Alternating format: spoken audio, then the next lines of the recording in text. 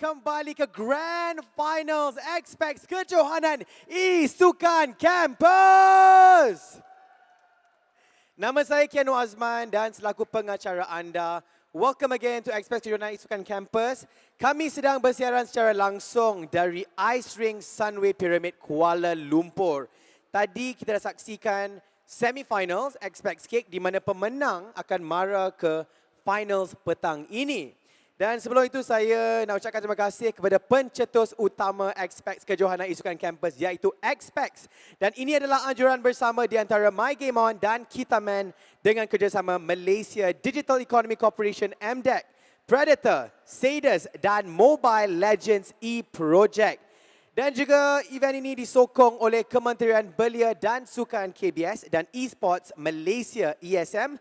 Dan terima kasih diucapkan kepada barisan penaja kita dari Boost, Cadbury 5 Star, Mountain Dew, Toda dan Lost World of Tambun. Thank you very much to our sponsors. Tanpa mereka memang tak jadilah XPAXKEK Kejohanan E-Sukan Campus daripada day 1 sampailah ke Grand Finals. Honestly speaking, I feel like it's very surreal lah sebab I've been with the whole XPAXKEK team daripada first venue. I ingat lagi daripada kita pergi Perak dulu sampailah kita bertemu di Sunway Pyramid untuk our grand finale. Baiklah, tidak lupa juga kepada rakan rasmi kita dari Media Prima, Media Prima Digital, Media Prima Labs, SAIS, Oh Bulan, TV3, 8TV, TV9, Harian Metro, Fly FM, Hot FM, One FM dan The Lucky. Okey, tadi kalau korang memang setia dengan kita orang on Facebook dan juga YouTube, you would know that we have a lot going on di XPAXKEK. Bukan sahaja korang boleh tengok tournament-tournament secara langsung. I mean, secara langsung diorang kat sini lah. But you all at home also, you can watch it through Facebook and through YouTube. Tak ada delay-delay tau. Whatever they see it now, you see it as well on our digital platforms. Tapi dekat sini kita juga ada bagi giveaway. On-ground giveaway, we are giving out a lot of prizes. Ada gaming equipments dan sebagainya. And of course, kepada anda semua yang teringin nak datang, here's another reason why you should come to Sunway Pyramid. Sebab nanti kita ada persembahan-persembahan yang sangat istimewa oleh artis-artis meletup dekat Malaysia ni. We are going to have Indah Ruhaila. Kita ada Andy Bernardi, kita ada Ara Johari. Malam nanti ada Aina Abdul, Syafiq Abdillah. Siapa lagi kita ada? Yus Zainal dan ramai lagi. Jadi kalau anda semua nak tonton konsert dekat XPAXKEK Kejohanan E-Sukan Campus, what are you waiting for? Come down right here di Sunway Pyramid Ice Rink. Alright, moving on with our agenda di XPAXKEK. This one I'm actually very excited for lah because to me, one thing I love about XPAXKEK is the fact that it covers everything. Bukan saja kita tengok orang berentap untuk menang hadiah lumayan untuk XPAXKEK, tapi we are also going to educate ourselves, ya, mengajar, mendidik kita about what is esports all about. Dan we have this thing called Hackathon, di mana we got these millennials, siapa-siapa yang datang ke XPAXKEK di zon-zon sebelum ni untuk pitch idea diorang atau berikan idea dahulu. For example, idea untuk menambah baikkan esports di Malaysia. Let's say, kita kena ada lagi banyak lokasi yang power-power untuk esports events. Barulah semua semangat. Itu adalah contoh. Tapi itu daripada sudut pandangan seorang yang tidak seberapa kreatif seperti saya lah. But then a lot, hundreds of students all around Malaysia telah pun memberikan pendapat mereka, idea mereka, macam mana nak menambah baikkan esports di Malaysia. And because of that, hari ini kita dah shortlist. We have gotten the 2 best ideas daripada hackathon, daripada penyertaan beratus-ratus orang pelajar di seluruh Malaysia. Dan before I call up our teams up on stage yang akan pitch idea mereka hari ini, saya nak memperkenalkan our judges for the day. We've got 4 judges yang akan analyse dengan teliti idea siapa yang paling baik, idea yang mana yang patut kita implementasikan di Malaysia. So please give a big round of applause for our judges. First of all, we've got Mr. Nicholas Sagau dari Media Prima Digital. Boss. Our second judge, we've got Chi Fung Moon dari Celcom. Third of all, dari Kitaman, kita ada Fahmi Fairuz. Dan akhir sekali dari Malaysia Digital Economy Corporation, MDEC, Encik Hasnul Hadi bin Samsudin. Inilah orang-orang kuat di belakang XPAXKEK, by the way. They are all our partners for XPAXKEK Kejohanan E-Sukan Campus. Dan mereka berempat ni lah yang akan memberi penilaian. Ya, siapa punya idea yang terbaik hari ini.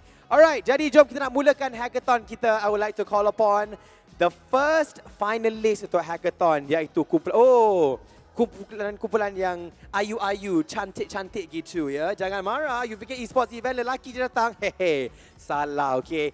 Give it up for 4 girls dari kumpulan The Bunga.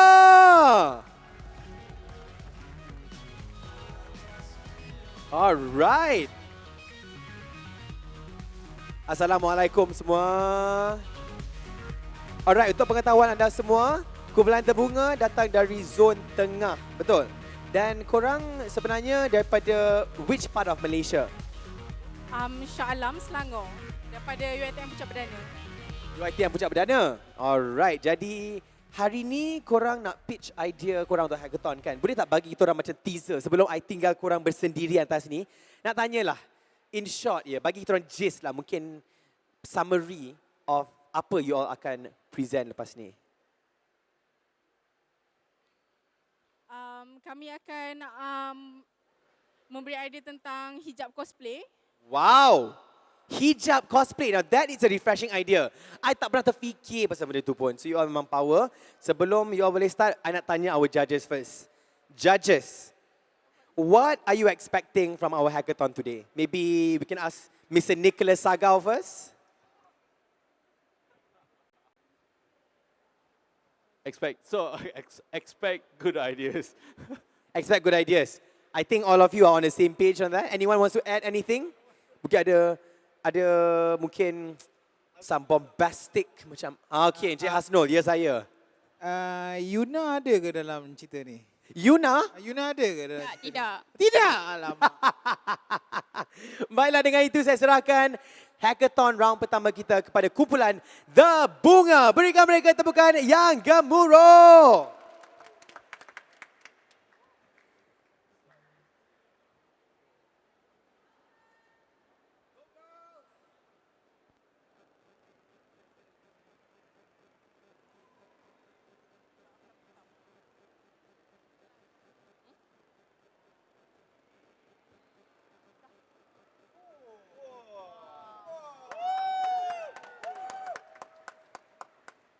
Okey, Assalamualaikum dan salam sejahtera diucapkan kepada para panel. Kami daripada kumpulan The Bunga dan saya Nurul Marina sebagai kapten serta Nurul Sohaila, Siti Mahayu dan juga Syaratul Fadilah.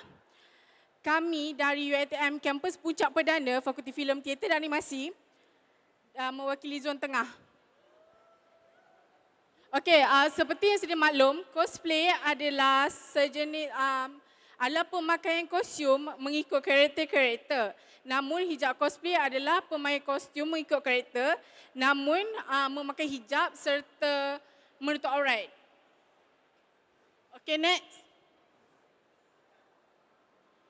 Okey, jadi oleh kerana ini kami memilih idea cosplay, hijab cosplay sebagai idea kami. Okey, idenya adalah dengan mempromosi serta mempergiat hijab cosplay sebagai hobi dan trend semasa kepada penggemar cosplayer. Next. Okey, poin pertama kami adalah dengan mempromosi serta mempergiatkan hijab cosplay sebagai salah satu hobi dan juga trend semasa kepada Okey, kami ingin membantu serta membantu menjenamakan hobi menggunakan hijab cosplay sebagai sebuah pemaparan identiti yang menutup aurat. Di mana seperti yang kita tahu, hijab cosplay ni dia kurang mendapat perhatian dalam kalangan cosplayer. Khususnya cosplay ni biasanya dia berpakaian seksi, tidak menutup aurat. Jadi melalui dengan memperjenamakan hobi ni, jadi orang yang menutup aurat pun boleh memperagakan cosplay. Next adalah dengan menggalakkan kreativiti dan juga inovasi hijab dan tidak hanya menumpukan kepada karakter daripada luar negara juga, namun turut memperagakan karakter tempatan dan dalam masa sama kita dapat mempromosi negara kita kepada negara luar. Next adalah dengan membantu meningkatkan publicity dan juga pemasaran hijab cosplay sebagai pendedahan kepada umum bahawa busana cosplay mudah untuk didapati sama ada di kedai fizikal maupun secara atas talian. Seterusnya adalah dengan memberikan sokongan juga intensif kepada penggiat dan acara cosplay sebagai galakan kepada mereka bagi memajukan industri animasi. Okey, seterusnya kami mencadangkan agar untuk mereka cipta instant cosplay scarf bagi menggantikan bentuk rambut palsu yang sebenar mengikut kesesuaian. Saya serahkan pada rakan saya.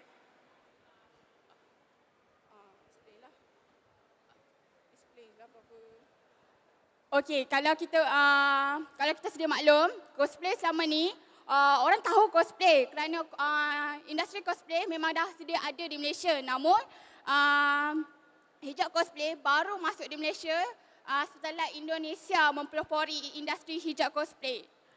Dan di sini kami ingin dengan pembentangan ID ini kami ingin memperkenalkan hijab cosplay kepada masyarakat umum di Malaysia supaya kita dapat membuka minda kita untuk mengubah persepsi bahawa cosplay bukannya sekadar cosplay yang pemakaian ketat dan tidak sesuai dengan keadaan di Malaysia. Namun dengan adanya hijab cosplay yang menggayakan rambut, kita boleh menyesuaikan lagi dengan keadaan Malaysia dan ini boleh menjadi satu tarikan kepada orang bukan Islam untuk memakai hijab cosplay sebagai satu pemeragaan ataupun ya bila mereka nak pakai cosplay mereka juga boleh mengenakan tudung tersebut sebagai cosplay sebab rambut tersebut adalah tudung yang dipin-pin untuk menjadi rambut karakter tersebut.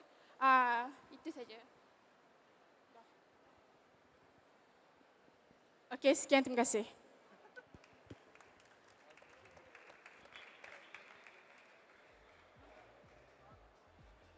Alright, itu dia pitch oleh kumpulan The Bunga. Thank you very much.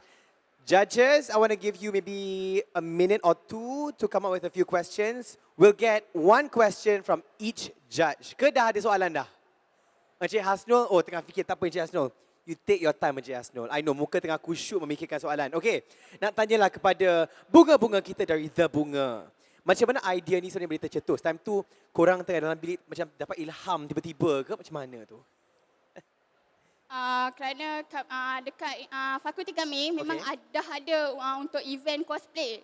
Tapi event cosplay dah biasa sebab mereka memang orang golongan-golongan cosplay ni akan berkumpul. Tapi hijab cosplay belum biasa lagi kan. Jadi masa tu kami mengambil inisiatif untuk membuat satu tutorial hijab cosplay supaya mereka terdedah dengan cara pemakaian hijab. So korang berempat memang, janganlah, saya tak nampak awak tahu. Saya macam dah hilang ke? Ada. Korang berempat memang minat cosplay ke macam mana?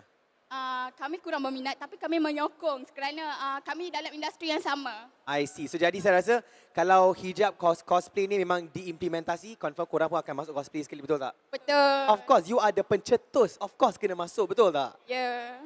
Alright, judges, are you ready with your questions? We'll get the first question daripada Nicholas Sagau dari Media Prima Digital.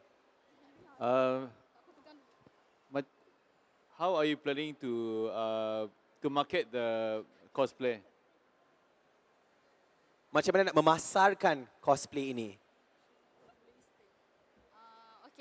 Bila kami bercadang untuk membuat instant scarf dan instant scarf ni memang especially orang Islam lah ramai pakai. So kat Indonesia sendiri pun dah ada yang pakai, cumanya tudung yang susah sangat nak pakai, kena pin banyak-banyak. So kita boleh promosikan dari IG, social media dan buat kedai-kedai fizikal yang mempromosikan benda tu lah supaya senang didapati. Anyone nak tambah? Alright. Moving on to our next question from Chi Fung Moon from Celcom. Besides promoting in social media, right, what are the actual activities that you think will be very helpful to make this or promote this within those are interested in terms of activities? Dalam event universiti kami pun ada course animation dan course animation tu setiap tahun boleh dikatakan diorang ada aktiviti mereka sendiri yang mereka akan pakai cosplay. Jadi aktiviti dekat universiti pun boleh saya cadangkan.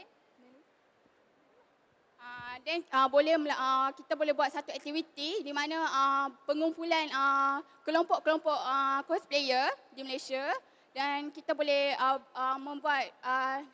buat kerjasama lah dengan penggiat-penggiat cosplay dan peminat-peminat anime, peminat-peminat manga.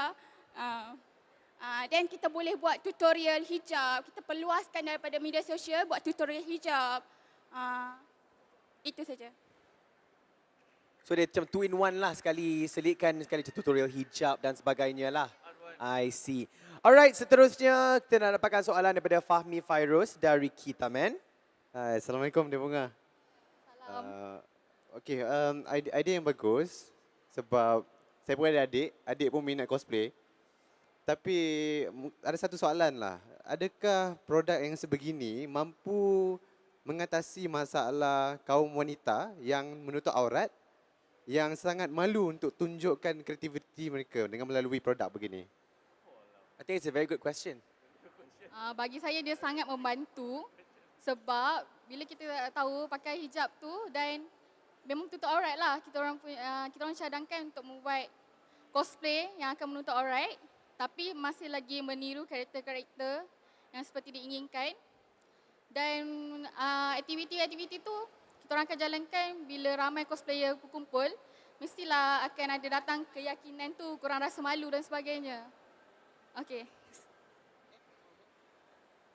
Last but not least, Encik Hasnul dari MDEC. Katakanlah adik-adik tim bunga ni kan, expect lah dia kata dia ada RM10,000. Dia nak bagi dekat adik-adik bunga ni. Bagi RM10,000 ni, what would you do with that RM10,000 for your project? Cerita sikit. Macam apa yang nak pakai untuk duit RM10,000 daripada XPAXKEK ni? Okay, first kita akan mempromosikan dahulu hijab cosplay dan Promosi macam mana tu? Cerita promosi tu banyak cara dia. okay, And kalau boleh kasih dia punya pecahan dia, okay, RM1,000 untuk ni, RM2,000 untuk ni. Pening kepala?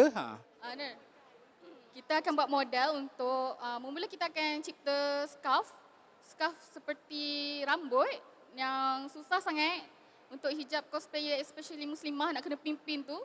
Dan tu of course akan menarik minat mereka kan. Dan Berapa ribu tu? berapa ribu?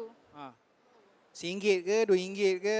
Dia punya R&D cost dia berapa? Mula-mula kita buat sikit dulu lah, RM2,000 kot. RM2,000 tu untuk apa? Scarf saja. Scarf saja. So nak buat scarf tu dia punya R&D ke? Berapa banyak scarf nak kena buat? Kita akan mulakan stereotype dalam 50 buah 50 helai dahulu. And then bila kita mendapat sokongan daripada peminat-peminat cosplay sendiri, kita akan memperluaskan lagi bilangan hijab tersebut. Memperluaskan lagi bilangan hijab tersebut. Dan Itu baru RM2,000. Okay, lagi RM8,000. Cepat. Ada seminit je nak jawab ni. Okay, lepas tu lagi RM1,000 tu kita akan, maybe kita suruh Insta famous pakai untuk pasarkan. You know, Insta famous kan memang ramai orang tengok. Yang mana? Specifically yang mana? Yang mana? Yang mana Insta famous nak pakai ni?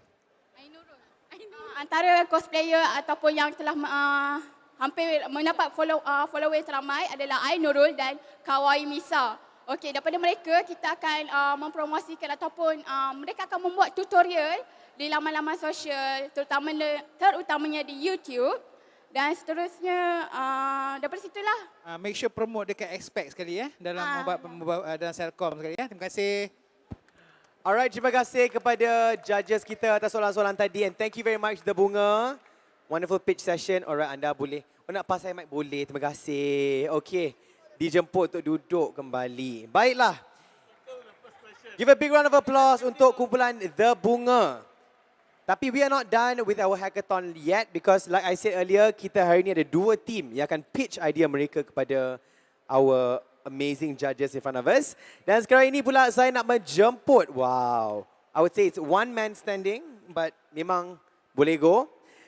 Daripada kumpulan Synapse, dari Zon Utara. So please welcome Synapse. How are you? Okay, boleh dapatkan nama you dahulu tak? Hello everyone, my name is Kwek Iben. My university is University Technology at Petronas. Yeah. All right, so what do we call you? You guys can just call me Ben. Ben. Ben. Ben 10, Ben. Ben 10. Ben, huh? Wow. Okay, Ben. So you look very smart today, I gotta say. I also kalah already. So in short, what is your pitch about? Generally, my pitch would be about, so I will identify the problems that we have, the major problem, and how our app or system will act as a middle person to promote and be able to solve two problems in one. Basically, killing two birds with one stone. That's our ultimate goal of the day. Wonderful. I think at this rate, it's going to be a very solid pitch session. Ladies and gentlemen, please give a big round of applause for Synapse.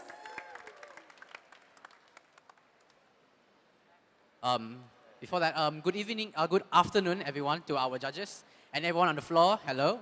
So I'm Ben. So today, actually, I had 4 other teammates with me. This is not working, actually. Yeah, so these are my teammates. Sadly, they cannot be joining me today because of some personal issues that they have, and some of them are in exchange program to another university in Korea, somewhere in Korea. So, without further ado, today I'm going to be. So today, I would like to first how I'm going to do my session, my pitch session is I'm going to identify the problems that we have right now. So even Malaysia's most once prominent Dota 2 player, which is Chai Yifeng, his nickname is Mushi, or for example, people like Midwan, they agreed that compared to other places or other countries, Malaysia is not that developed in the esports scene. Even though there are incentives such as APU, if I'm not mistaken, APU, they offer some courses about gaming or how to improve the gaming industry. We think, we at Synapse, we think that it is not enough. So, next. So, today I want to tackle there are 2 target markets that I want to tackle. Number 1 being cosplayers, and number 2 being semi-professional gamers or people that want to become pro but do not have the chance to. So, moving on to the first problem, which is about cosplayers. So the 2 problems I identified with cosplayers, number 1 is they do not, companies that want to hire them, they do not know the value or how much you should pay a cosplayer, right? So for example, in this XPAXKEK event itself, you can see it's hard to find a cosplayer because if you want to invite a cosplayer, for example, Yingzi or Misa or Angie, most of the time the fees will be expensive, and even if you invite a small cosplayer, you might not be able to like accurately judge like how much I should pay you. Maybe they're being overpaid. Maybe they're not getting they're getting less paid. The second thing that I want to say, the second problem that we identified is now with the cosplayers, they don't know how to promote themselves. What I mean by this is now they do not have a platform for them to showcase their arts because at Instagram or Facebook, it is not enough. Reason just being because they're just going to be judged by the amount of followers. So only a certain amount of people will be able to view their cosplay work, and maybe they are good, they have potential to become better, but sadly they cannot showcase their cosplay or their work, right? So moving on to tackle my second target market, which is semi-professional players, or in general, people that want to become pro, right? They also experience the same thing where they find it hard to find sponsorships. Yes, we may say that, yeah, but then there are places like Facebook or Instagram for gaming section, and there are some companies that want to take people that are semi-professional or people like, for example, Onyx Esports recently just recruited their Apex Legend lineup, right? But the problem that lies within the Facebook, just using Facebook page and Instagram page, the problem is only people that like that page or people that follow that page will be able to know that there is a recruitment session for games. For example, there was, my own teammate, Gurjit, he's not here today. He was once a semi-professional player in 2011. He played for an Australian team. He said he wanted to represent Malaysia. But sadly, he couldn't because there is no platform, no sponsorships, and no team willing to like pick him up. And he was only lucky that he met his team or his fellow captain in an online game, which is very lucky of him. But sadly, not everyone gets the same opportunity. Maybe people that are better, they don't get the opportunities, right? So moving on is, what's our solution towards this problem? So we at Synapse, we already had developed a prototype, which sadly I didn't bring with me today. Our prototype will basically be able to tackle this issue by creating a platform and we acting as a middleman or as a moderator for companies to recruit or hire these cosplayers to work for them temporarily or permanently. And for if companies, for like gaming companies that want to recruit semi-professional players, they will be able to use our app and be able to reach out to these players, right? So basically, how our app or how our system will work is, so we will promote everything in social media, or we promote it in EGG network, that is one of the gaming networks in Malaysia, right?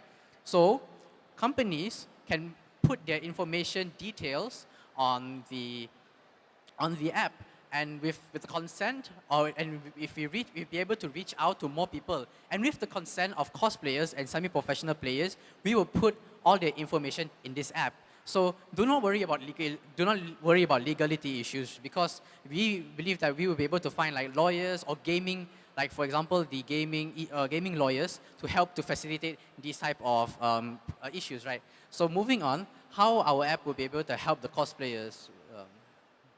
So for cosplayers, right, once they enter their information into the app, companies that want to recruit them, especially small companies that want to recruit them for an event, will be able to just view their artwork and hire them on the spot. And when they want to select them, they will go through us, and that's how we gain our revenue, right, and our profit. So after that, after everything has settled, there will be a rating system where the company will be able to give rating to the cosplayer after he or she has done her work.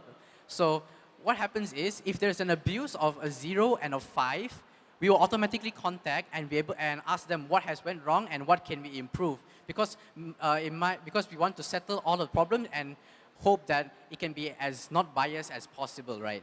So how our app will be able to help the semi-professional gamers, right? So same thing, we will put all like your highlight clips, or if you have a frag movie or a video about you showcasing your talent, we will put it in the app, and we'll put like links to maybe your Apex account, your ML account, or maybe even your Steam ID account, right? So this will be able to help them, companies that want to recruit these people. So basically, we are creating a platform, and we acting as a middle person to promote these people.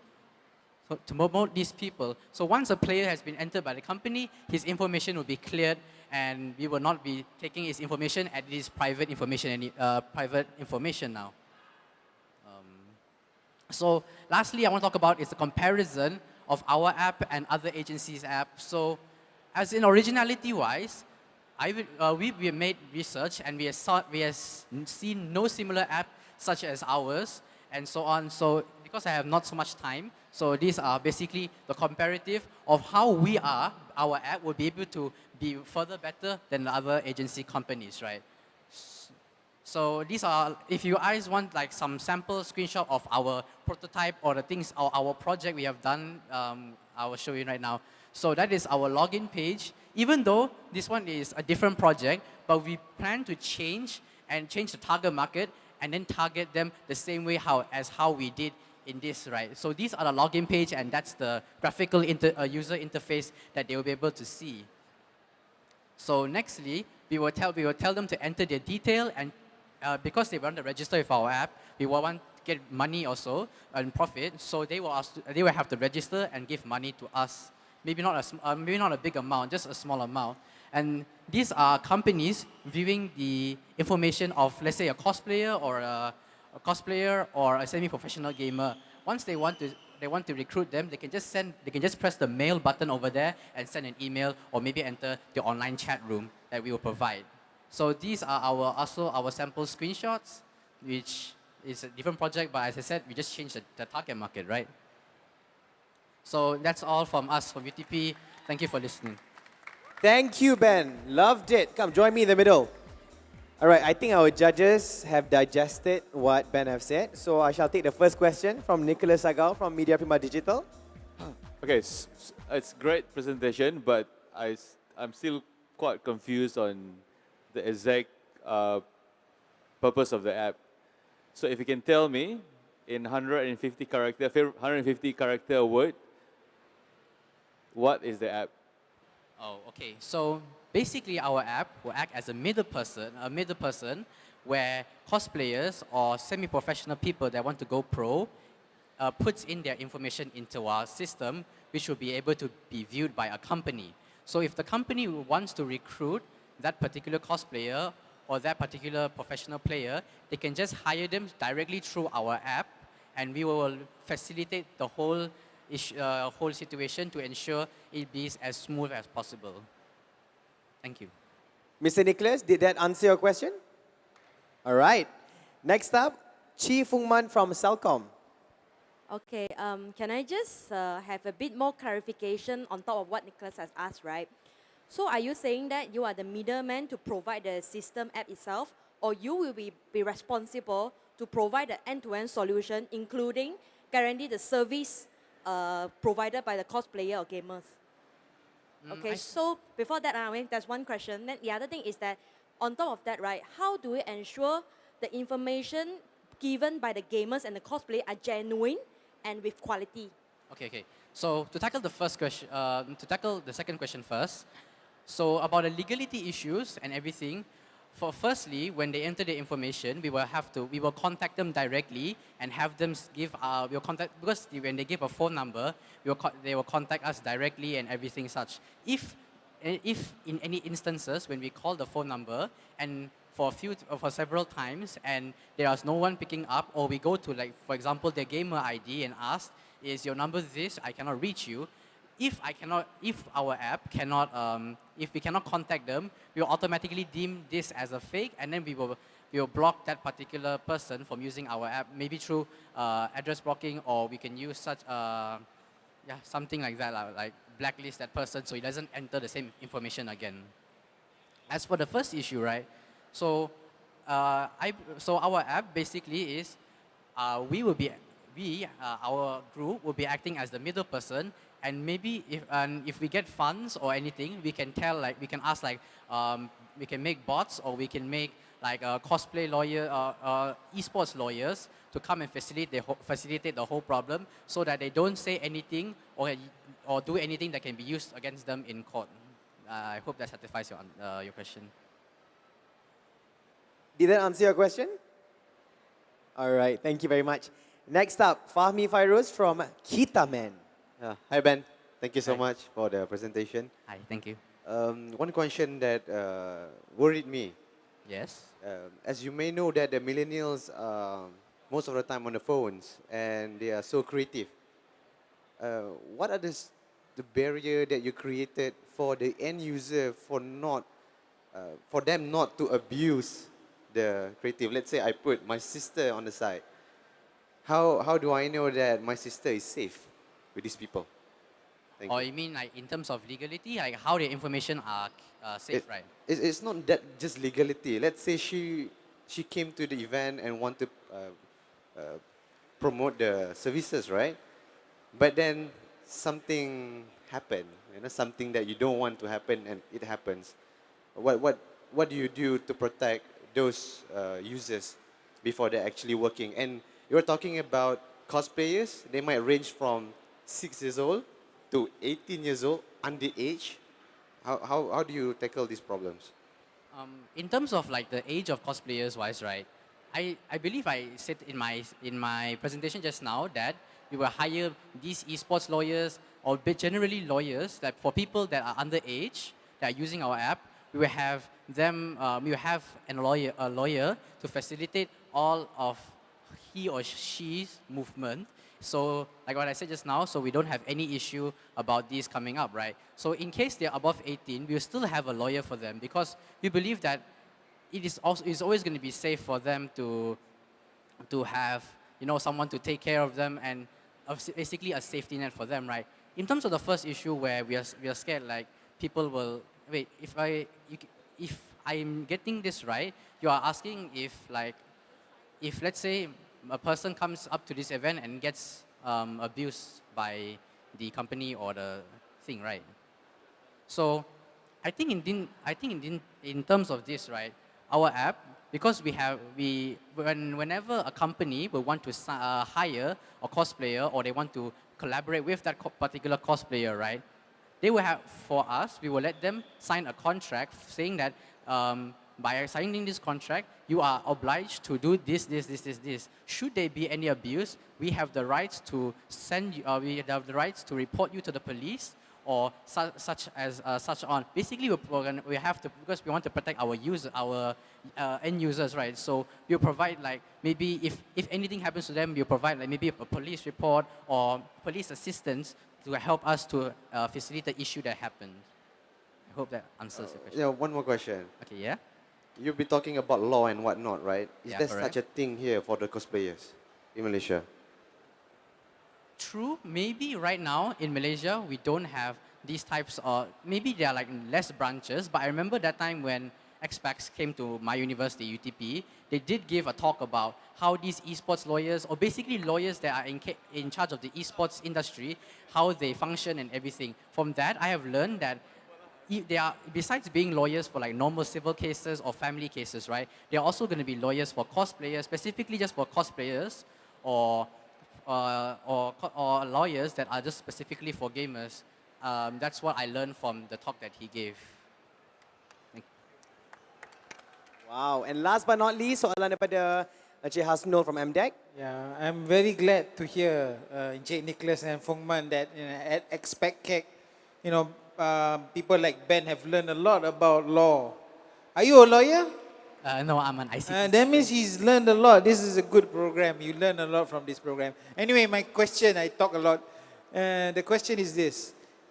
If you had a choice, at the end of the day, resources is always very scarce, right? Correct. Maybe you'll probably get 1,000 ringgit to do your project, or you get 500 ringgit.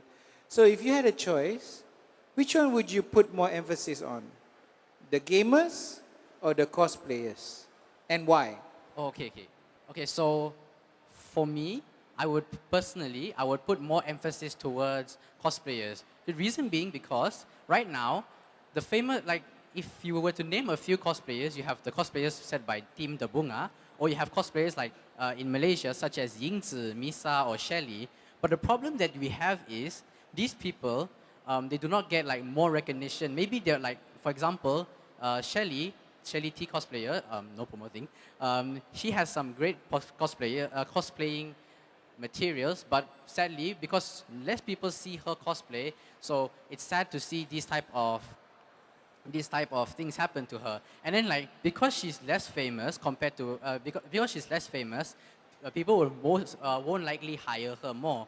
In contrast, for people that play games, like semi-professional gamers, they can go to tournaments, and then through tournaments, they can showcase their skills, right? When tournaments are everywhere compared to cosplaying events, right? So we will, if I had the chance, I would like to promote cosplayers first, and then with enough success, we will put emphasis on the gamers, but mostly first towards cosplayers first. Thank you, Ben. All right, thank you very much. Oh yes, Mr. Nicholas. Wow, next question. So so if you're given, the company is 10 people to run the app, right? Okay. What are the percentage of who is doing what? Because you need a lot of work to vet through, do the legality of things. So what's the percentage? If you have 10 people in a company. So if I have 10 people, I have one person, two person or three in charge of taking care of the app itself. For example, if there's any problems with the program, basically the programmer of the app, if there's any issues, the three programmers will come together and solve this. Because when we did our prototype, there was a lot of issues, but we settled it, but it took a few days. So with more brains on the programming section, we'll be able to further better our app and prevent any incident from happening, right? In terms of the other 7 people, I would assign 2 people to be in charge of basically your PR, 2 or 3 people to your PR work, right? So what happens is they will be in charge of being either the moderator or hiring someone to be the moderator and moderate anything. So if let's say a company has an issue with the cosplayer, our person must be a moderator for that group because we provided the app. So if there's any issue, we must also be involved.